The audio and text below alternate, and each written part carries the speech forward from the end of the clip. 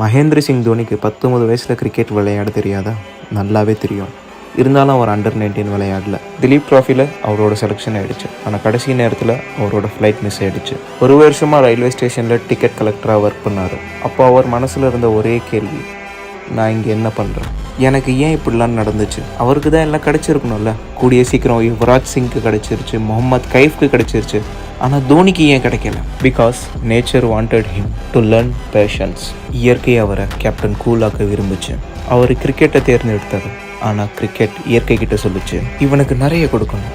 ஒரு நாள் இவன் இந்தியாவுக்காக எல்லா ட்ராஃபியும் ஜெயிச்சு கொடுப்பான். உருவாக்குங்க இவனை, சோதிங்க இவனை. ஏன்னா எனக்கு தெரியும் இவனை பற்றி. உங்ககிட்ட திறமை இருக்கலாம், ஆனால் எப்பயாவது இயற்கைக்கு உங்கள் மேலே காதல் அடிச்சுன்னா அப்போ உங்களை இவ்வளோ சோதிக்கும் சொல்லவே முடியாது. அந்த சோதனைகளெல்லாம் தாண்டி வந்தால் தான் உங்களோட லைஃபே தொடங்கும். தேவையில்லாத வீடியோஸை பார்க்குறதுக்கு பதிலாக இந்த மாதிரி யூஸ்ஃபுல் வீடியோஸை பார்க்குறதுக்கு என்னை ஃபாலோ பண்ணி வச்சுக்கோங்க.